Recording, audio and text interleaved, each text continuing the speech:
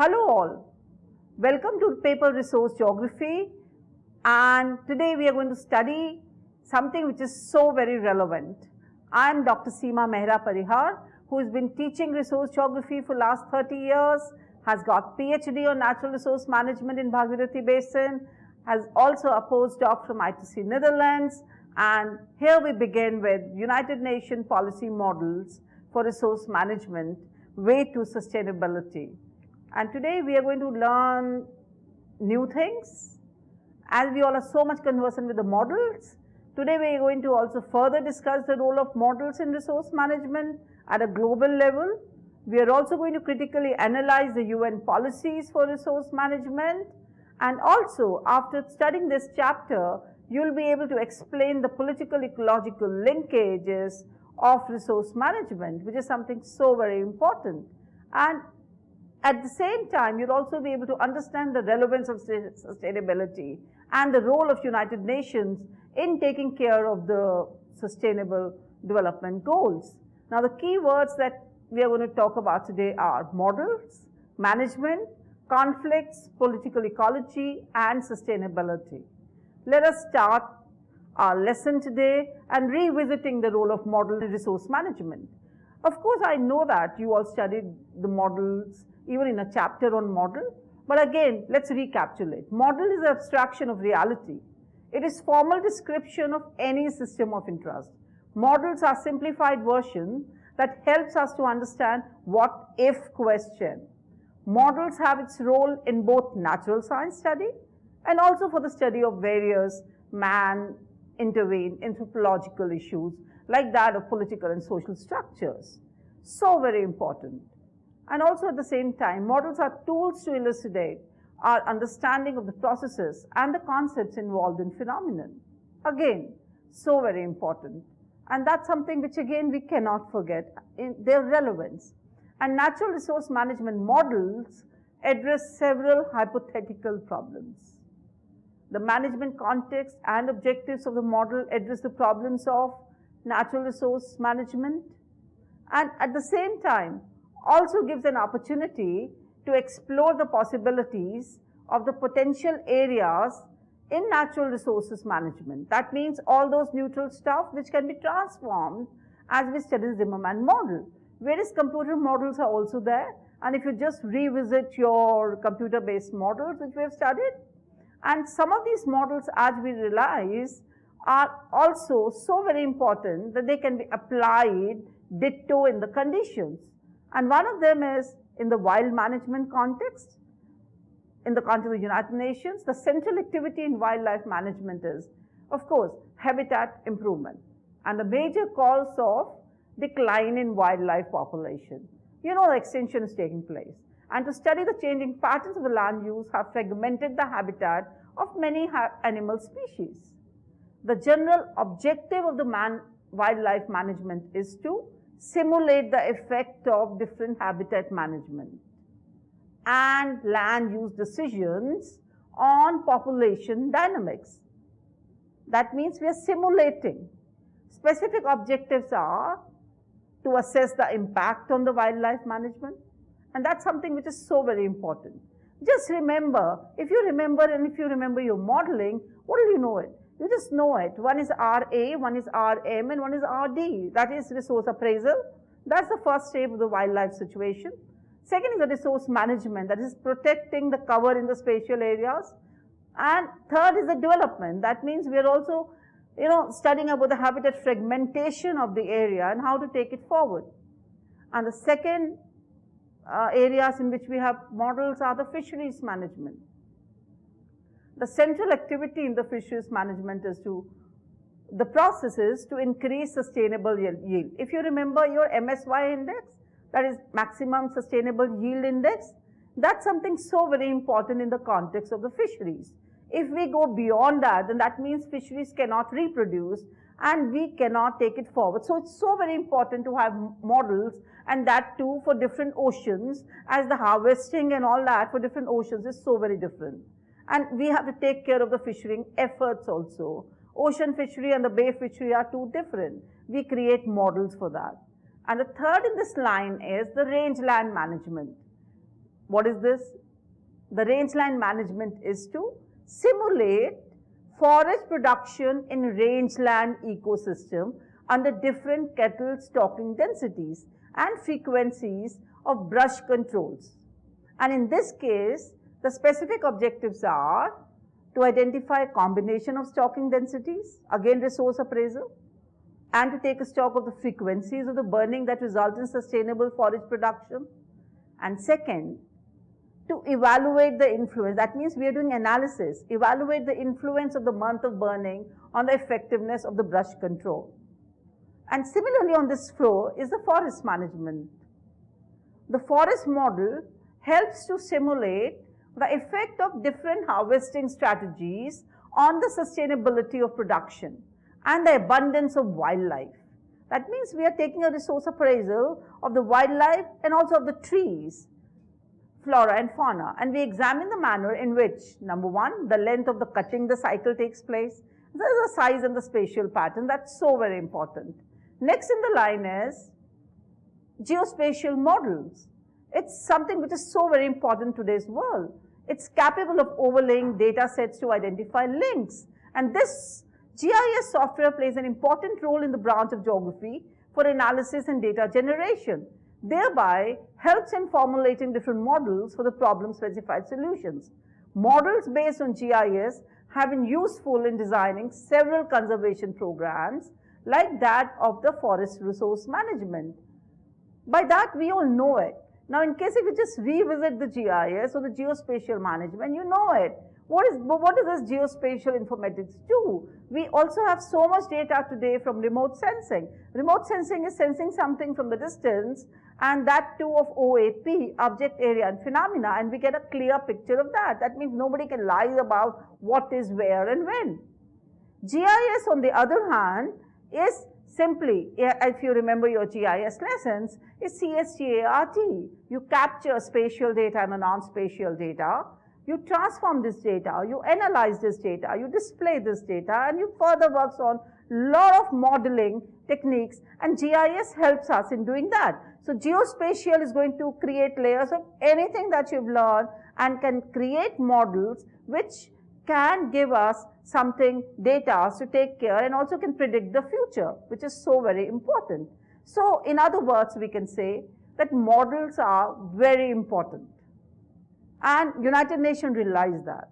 So let's now talk about UNDP Bureau for Policy and Program Support, and they develop all the programs relevant for UNDP. That is, what is UNDP? United Nations Development Program. And this UNDP provides technical support and also represents UNDP at various platforms and facilitates dialogues between civil society, corporate and government actors. That means United Nations encourages engagement in various thematic projects, and natural resources carry one of the most important place there. To see that the issue of risk is fully integrated into the UNDP project is also the responsibility of BPPS. Now this bureau helps the member countries to be more cooperative, and it tries to establish the roots of sustainable development policies and in the countries. That means this is across boundaries. That means it is borderless. It helps countries irrespective where they are located. And for this, it recommends different pathways, and the larger pathways are as following. Let's follow the pathway. Number one, it focuses on biodiversity and ecosystem. And we know for biodiversity and ecosystem, what is so critical? Nature is critical to our own well-being. And a sustainable future and provides the ecosystem services that underpin development and sustain our lives, including, name them. Yes, what does it help? Of course, oh yes, you're right, water, clean air, fertile soil, food you cannot live without, medicine, and spiritual and cultural wealth. At the same time, we also need healthy ecosystem. They also help to buffer the adverse impacts of climate change, which is happening in rampant and natural disasters, from which the world's marginalized communities suffer disproportionately. Please remember, the marginalized communities are the ones who become more vulnerable. Isn't it sad? But United Nations is attempting to take care of that. And these services are particularly critically for many of the further add-on women and men living in vulnerable to poverty, who directly rely on natural resources for their livelihoods. They don't have enough money. They have to rely on the natural resources. Somebody has to preserve it. And sustaining these ecosystem services, United Nations realize are very important. And biodiversity represents an essential pillar of the world effort to achieve the Sustainable Development Goals and the SDGs. And smart investment and effective management of natural resources, we all realize, contribute directly to all of the SDGs. And the BBPS Sustainable Development Cluster oversees the work of the Global Environmental Finance Unit and Environment and Natural Capital team, which further decides and further represents so important to take care of the natural resources. And if you realize that so much million of the US dollars are being spent on this. But the question is it reaching the poor of the poor? And this work is aligned with UNDP's strategic plan and corporate strategies of ecosystems and biodiversities, ocean and water governance, climate change, and energy programs. That means, you find that it's postulated so correctly. Next on the line are the programs related to extractive industries. Which are they? Non-renewable natural resources such as metals, minerals, oil and gas. They also contribute to sustainable development. And in numerous ways, including by generating revenues that governments can, invest in the development, and by catalyzing economic further development. And even, you can say that it also adds on to the job creation, which we all realize is so very important for a region to sustain and develop. However, many countries are unable to fully realize the benefits from their natural wealth. And UNDP supports the countries to reduce the environmental risk to resource extraction and helps the state to have an integrated, sustainable oriented model for resource extraction. That's what the UNDP report says. So that means the countries who are not clear on how to take care of that, like Africa and many nations, UNDP help you in that. And so we have a number of UN policies and the resource management, for resource management specific policies. And the NRM working framework, let's just try to look at what is it. And this generally contribute towards the resource management program. And it also address the sustainability issue if the power in the working of the body is decentralized among various stakeholders. So who are these various stakeholders? Different states, different people, if you go to the local level. And for this, a government that is not corrupt, that which works for the interest of the people, lesser bureaucratization of the government agencies. And at the same time, driver is the civil society that acts, and checks and balances to if anybody is doing something wrong. What you find that in such situations, and somewhere along the line, you also get government cooperation, then only a scheme becomes successful. Further, what we realize that, we also have something called resource interest groups. Now, who are these resource interest groups? If they play their role well, you can definitely, see to it that this place is the one that flourishes. As we were discussing, that the third party also sometimes is important in case if we have decentralized the power structures. But what we actually need to see to it, that the third party is actually neutral. And many a times, like, World Bank has also done that. But we have to see to it that it's neutral and not driven by any individual interest. And sometimes, like you also come across the negotiations and cooperation for settling multiple disputes. Why do you need an external intervention? Let it be United Nations. You only need because you ultimately want these new natural resources to be transformed and ultimately create jobs also for the people. Like even the tribal people, though they have indigenous means of production, they would also not mind in case if somebody helps and somebody see to it that the region is industrialized, developed, and they get a benefit for it. But it's actually a major challenge. It's not so easy. Because somewhere along the line, some people, when in case you have the models and all that, there are various organs and they claim to think that the moment they try to help, the economic structures gets reoriented, and these economic structures create more resource-based sustainable development models, ultimately they need to do, which can be more resilient to the development and to multiple conflicts which arise. While an economy that perpetuates resource concentration in a particular area, we have to see to it that they are just not there in the hand of the elites, simple few elites, the rich people, and who create unlimited access to non-renewable energy sources. And the experience is that you ultimately come across to with a few benefits, and you have ultimately a negative growth rate, as UNDGM report says. So that means ultimately our intention should be correct in case if we want that ultimate model to be put in the right place. So it's worth noting that the natural resource and its management never is the sole issue for conflicts among the countries. But adding to the crisis in this whole scenario is something else. That means conflict is not resource based actually. Conflict is because the programs, the ones which are there, they are also related, you have political structures, social structures, economic structures, and these surface through such management processes, and they ultimately result in serious conflicts between different stakeholders, and that is so sad.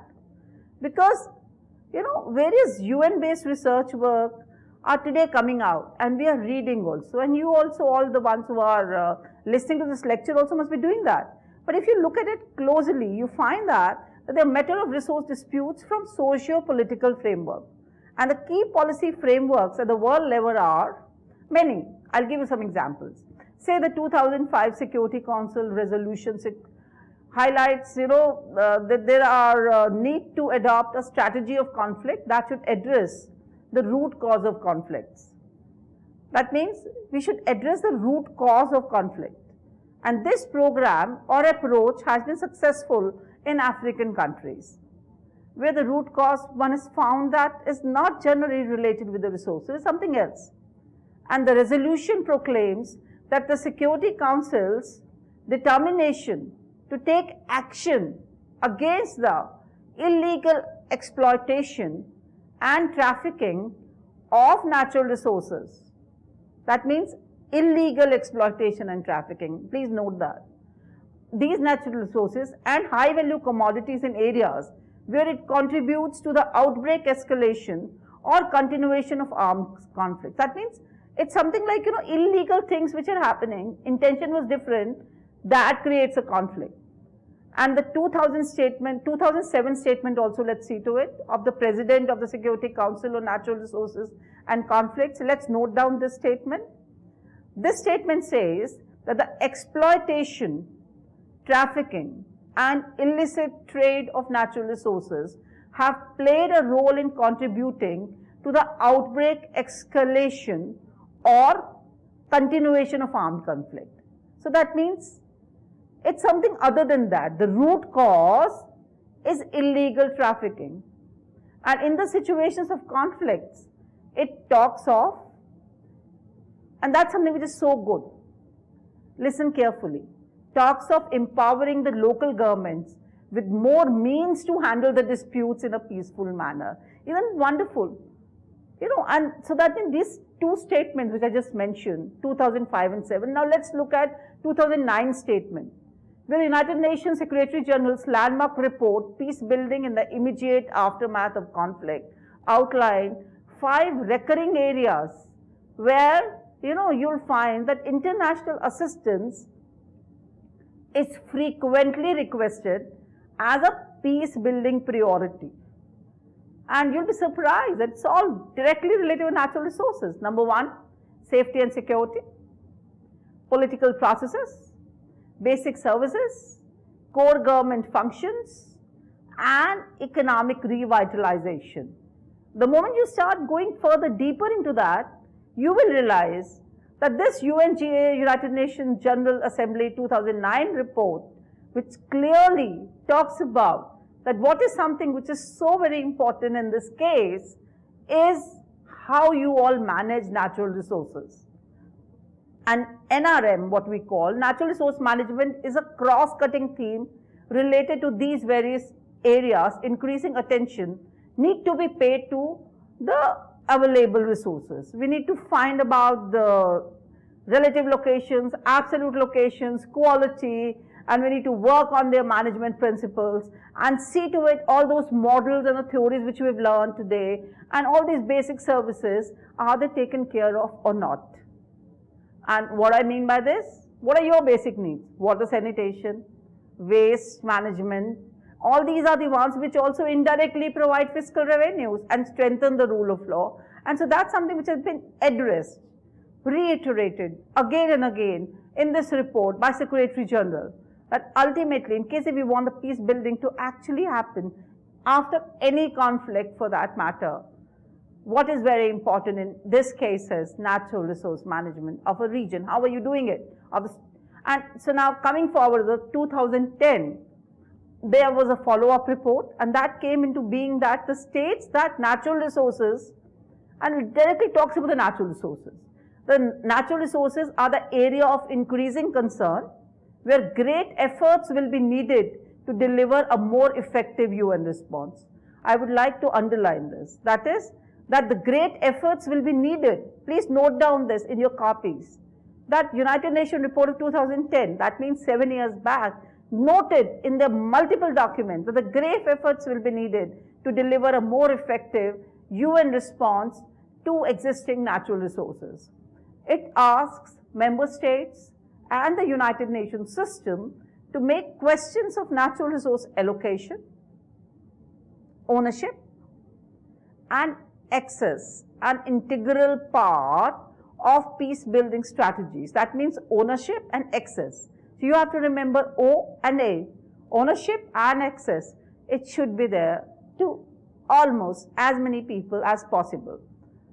Next year, in 2011, the review of civilian capacities in the aftermath of conflict by an independent senior advisory group reporting to Secretary General in United Nations proposed a cluster system to clarify who delivers what kind of responses. That means who is a party, who is a stakeholder. It should be very clear. And those frequently requested areas again should be delivered by those all stakeholders.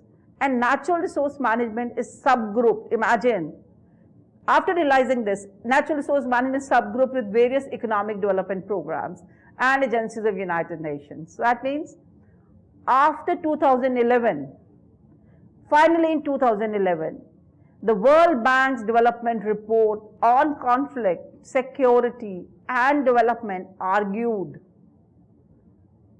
that to break cycles of violence and escape fragility, low-income, fragile, and conflicted area countries need to focus on restoring confidence and transforming institutions that provide citizen security, justice, and jobs. And this can be done through natural resource management, appropriate natural resource management. And that means 2011, like this is being effortlessly taught. The effort at international level to address such issues have to be brought through. They've also given ways, United Nations, through integration of political reform at the government level with the international norms on development. Underline international norms on development. And several programs are underway in United Nations that link resources with several priority sectors that affects the livelihood of several people across the globe, and more so for all those vulnerable groups. As suggested by United Nations, let's try to note down few programs which are there at present there. Number one, in the field of safety and security, United Nations system has developed integrated disarmament, demobilization, and reintegration standards. IDDRS notes that.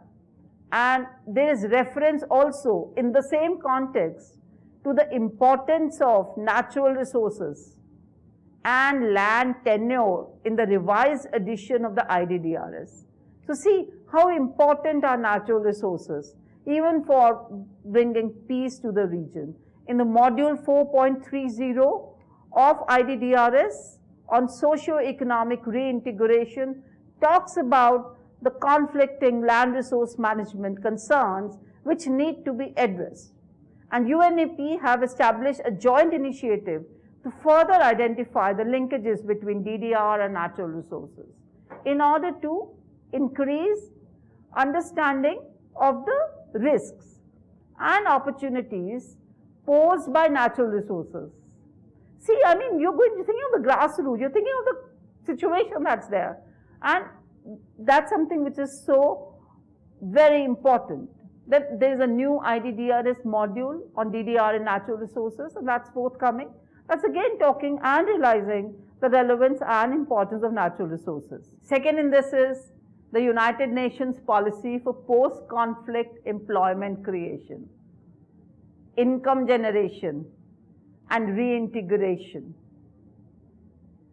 And this highlights the importance of natural resource management in its aim to do what?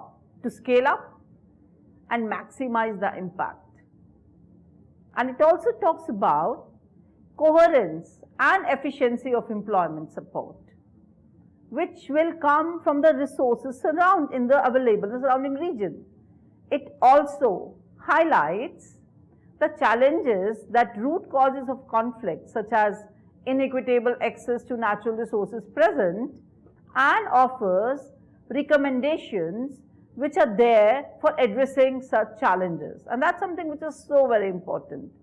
Because ultimately, what all we need? Ultimately, the report realizes that job creation is something that will not only impact or have short-term and more sustainable long-term benefits, but definitely it will make that region flourish. And similar to that, there are multiple reintegration programs suggested. And so this is something good. After these two, another example which I like, the pathway, is the Secretary General 2009 report on climate change and its possible security implications, identified 5 ways and through which climate changes, could potentially affect security. The last 3 of which are there involve natural resources. Of these 5, the last 3 are the ones which are, involve natural resources. And also at the same time, the Security Council has also expressed their concern towards it and also talked about the adverse effects of climate change that may, in the long run, aggravate, certain existing threats. Threats towards what? Threats towards everything and make a region much more vulnerable. And this may also impact the peace and security of the region.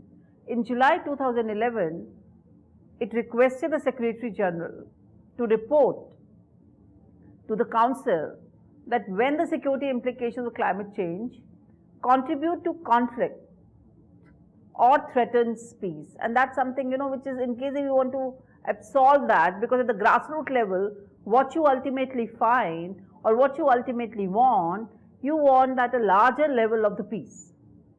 The voluntary guidelines on the responsible governance of tenure of land, fisheries and forests in the context of national food security guidelines which are there are another things, which are further clearly prepared and are advised through different intergovernmental negotiations held at Food and Agriculture Organization. So, time and again what you find, the United Nations models are there and followed by many countries, and also these have been prepared by multiple committees of different regions and different stakeholders, like the World Food Security Committee and the voluntary, they have prepared guidelines on an inclusive consultation processes which are required in case if there are bilateral trading which is taking place in case related to different resources.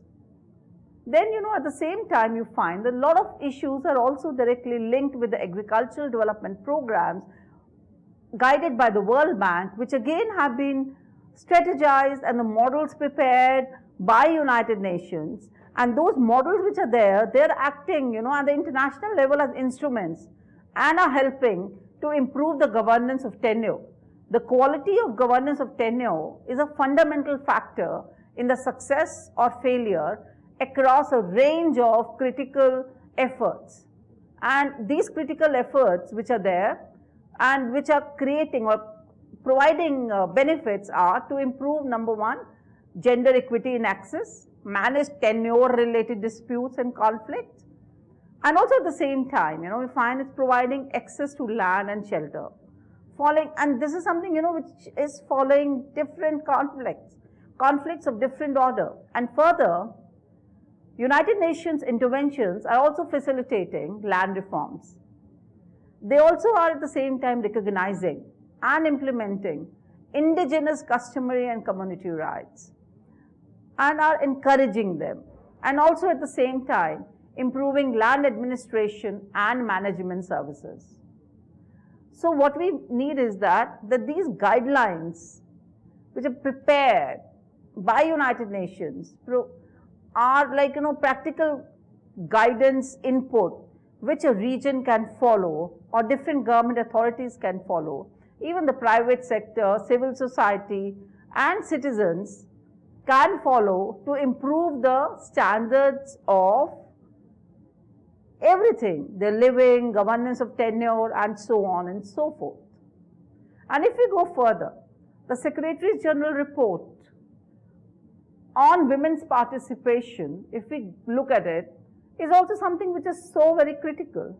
And the role women play in bringing peace to a region, in absolving all those conflicts, is created by utilizing their capacities. And these capacities, how can they be used? In case if they are effective and equitable.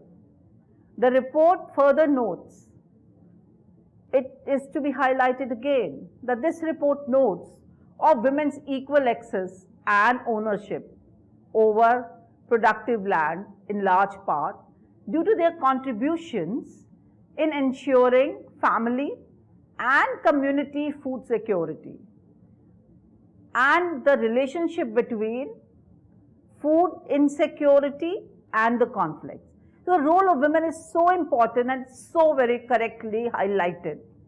The report definitely and intentionally calls for, number one, women's inclusion in every conflict mediation structures, women to participate in land management bodies. Number three, women to be supported. Please note, women to be supported in maintaining their rights over their natural resources. And we know it so very often in India, we know that women are the ones who are, taking or carrying fuel wood on their heads for such long distances. And also provision of legal services to be provided to women in case if they require. Let us now also take to another side where the United Nations guiding principles on business and human rights. And in case if you look at it, and they are the ones which again have authoritative global standards on the respective roles of businesses and the governments in helping ensuring that companies respect human rights in their own operations and through that their businesses. And that's something which is so very important because ultimately we all have to treat everybody as an equal. And in the context of natural resource management, please note that the principles assure that the business is not done at the cost of human rights. And this set of principles also has the potentiality to protect the control of indigenous population over their resources. That means indigenous people, the ones who have worked so long and they have their own, somebody is using their own methodologies, and that may not be absolving. And this is something that is so very written, HRC 1731 in 2011 report. And so what I mean till now is that what you have learned or what you've seen, what have you seen? You've seen that United Nations is there and encouraging the use of natural resources in the optimum way, and ultimately with a key requirement for sustainability. Let's now take this forward and the United Nations, what they have to say about sustainability. So in case, of course, if you remember your optimistic and pessimistic models chapter, by now you all know that sustainability of a region is very important. And United Nations recognizes that.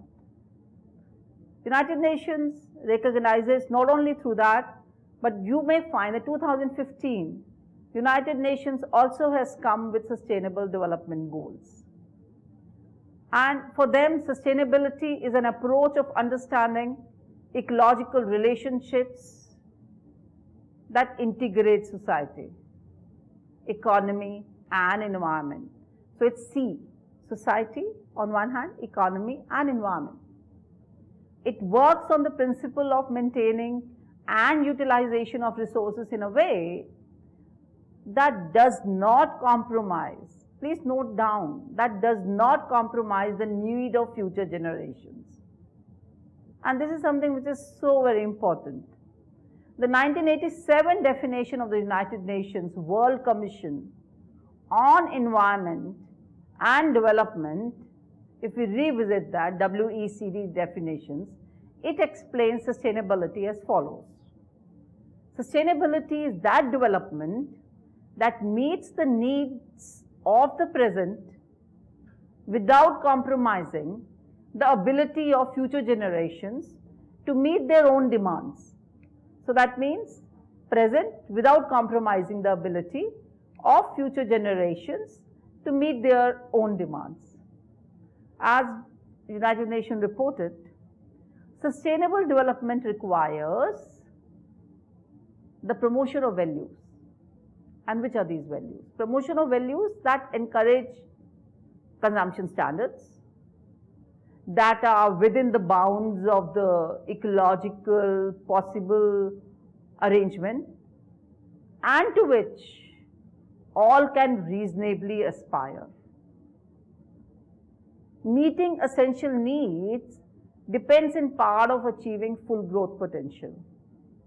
That means the operationalizing full growth potential, and sustainable development clearly requires economic growth in places where, if you understand correctly, such needs are not being met. Though the issue is not merely one of population size, I think we've understood that. It's much more than that of the population size. But the distribution of resources, that's important. Sustainable development can only be pursued. Sustainable development can only be pursued, please note, if demographic developments are in harmony with the changing productive potential of the ecosystem. And that's so important. Sustainable development must not endanger the natural systems that support life on earth, the atmosphere, the waters, the soils, and living beings. So we have to keep that in mind.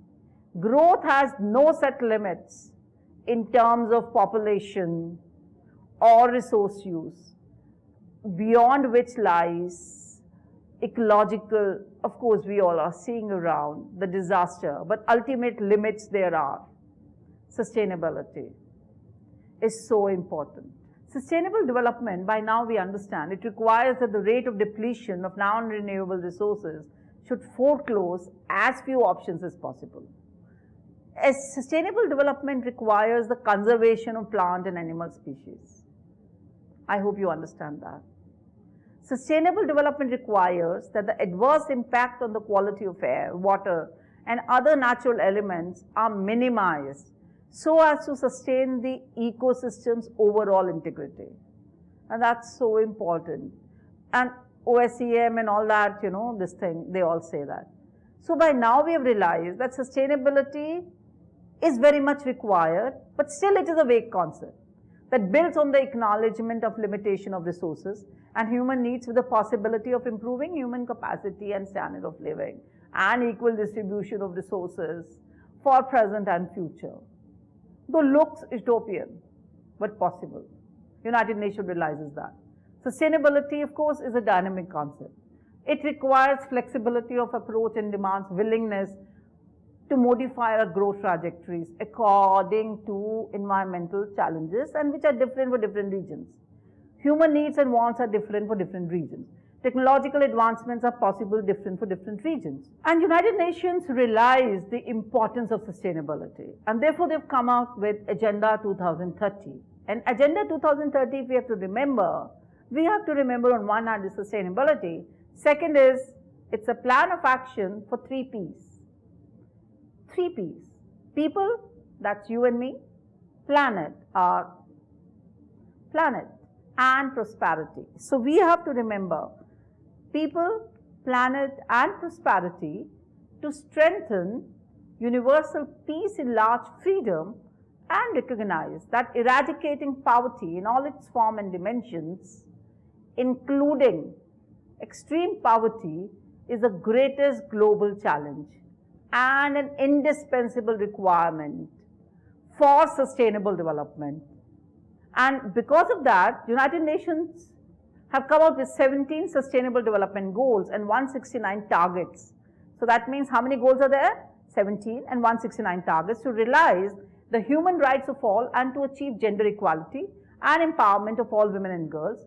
They are integrated and indivisible and balance the 3 dimensions of sustainable development.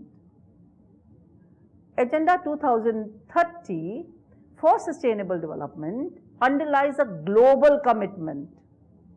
You remember your 3 P's, people, planet, and prosperity, to achieve sustainable development goal in its 3 dimensions, and these 3 dimensions are ESG, economic, social, and environmental, in a balanced and integrated manner. Let's now talk about, let's visit these 17 goals. Goal 1, end poverty in all its forms everywhere. Goal 2, end hunger, achieve food security and improve nutrition and promote sustainable agriculture.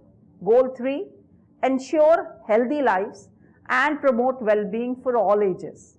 Goal 4, ensure inclusive and equitable quality education and promote lifelong learning, opportunity for all. Goal 5, achieve gender equality and empower all women and girls. Goal 6, if we revise, ensure availability and sustainable management of water and sanitation for all. Please note down, so important, Goal 6 for water resource. Goal 7, ensure access, affordable, reliable, sustainable and modern energy. That means goal for energy. Goal 8, promote sustained, inclusive and sustainable economic growth and productive employment and decent work for all. Again, you cannot do without resources.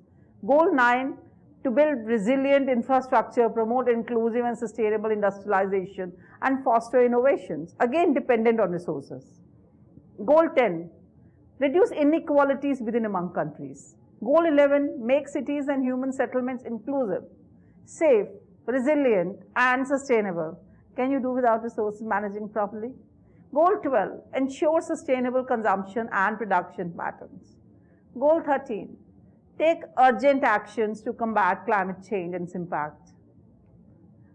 Goal 14, conserve, please note down this, conserve and sustainably use the oceans, seas and marine resources for sustainable development. Goal 15, protect, restore and promote sustainable use of terrestrial ecosystems, sustainably manage forests, combat desertifications and halt and reverse land degradation and halt biodiversity loss. Goal 16, to promote peaceful and inclusive societies for sustainable development, providing access to justice for all and build effective accountability and inclusive institutions at all levels. And the last goal, 17, strengthen the means of implementation and revitalize the global partnership for sustainable development. And now what have you seen? You've seen that all these goals are talking about natural resources. And the target is which year? Yes, guess. I'm giving you 3 options. 2020, 2025, 2030. Yes, 2030. by 2030, we all have to join hands to overcome that. So, for example, for the water, if you look at the goals, if you remember what I rattled off, for water alone, SDG Goal 1, Goal 2, Goal 3 and Goal 15 are directly related. So, to add to that, a Goal 12 and 13 also. We all need to work on that. So, in case, then that means United Nations is very sensitive towards the natural resource management requirement. Let's just critically evaluate them. And for me, in case if we evaluate, we find that the ways in which resource management projects, unless and until they are taken care of, unless and until we all become equal partners to them, unless and until we realize that the government policies have to be people friendly, resource friendly, indigenous people also, and local stakeholders also, and not only targeting or helping only few elites, we simply cannot take the prosperity concern forward. We have to think of sustainable and equitable development. We have to think of local people. We have to take care of the local economies. We have to, please, मैंने खुद मैं इसको देख के नहीं बोल रही, मैं जल्दी जल्दी कर रही हूँ.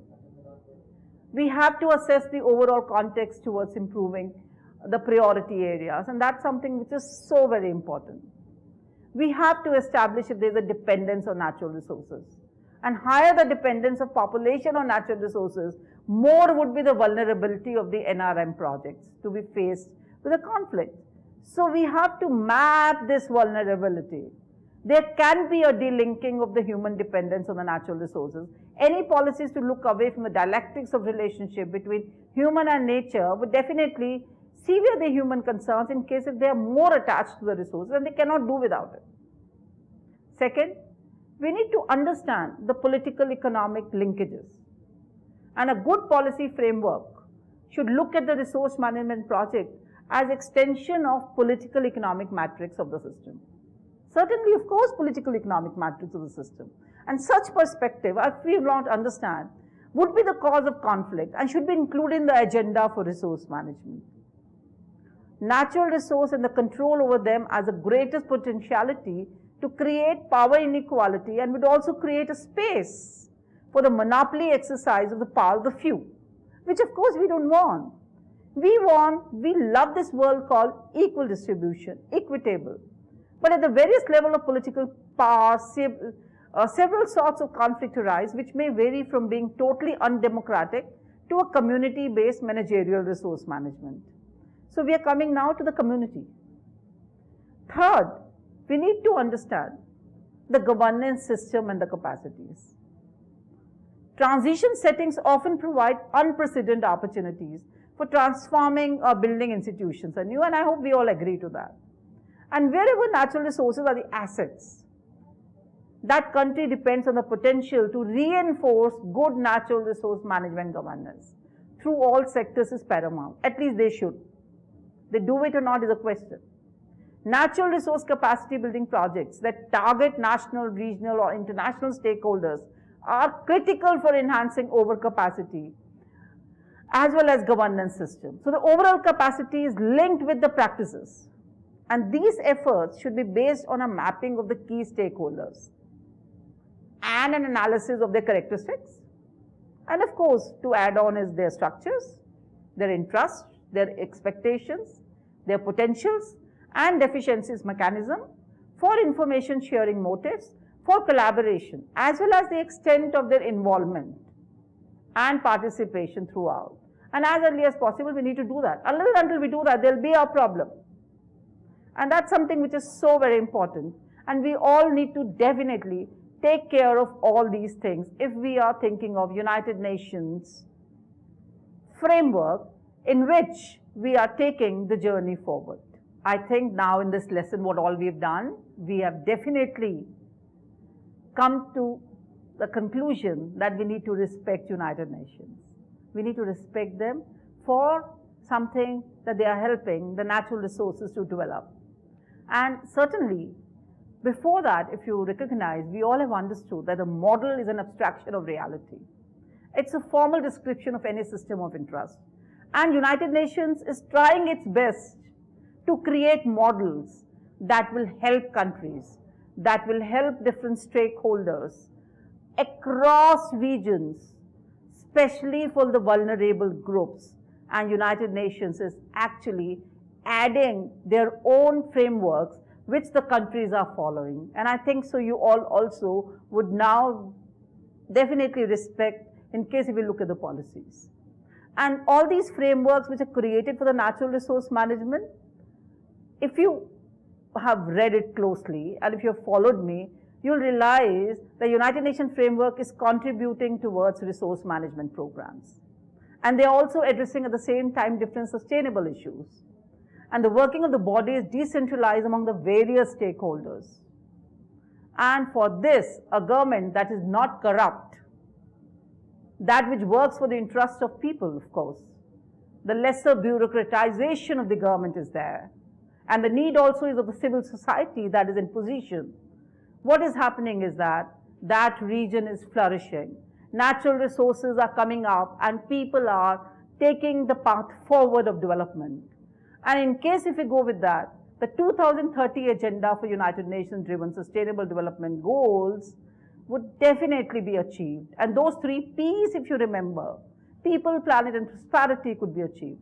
And achieving this sustainable development goal in its 3 dimensions, economic, social and environmental, would not be far away and could be managed in an integrated manner.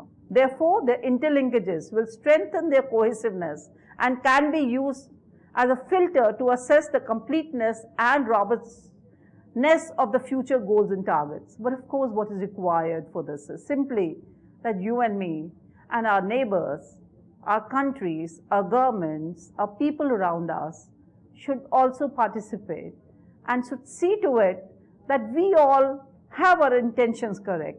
Then only any model, any policy can actually be implemented truthfully. And ultimately, we all want that. Happy learning resource management, and please preserve the resources. I always say that. Until you do that, you and me cannot definitely promise our future generations to have, even be able to hold them. All those stories would remain stories. So my friends, I would only like to tell you, please love the natural resources and also at the same time conserve them, preserve them, use them judiciously.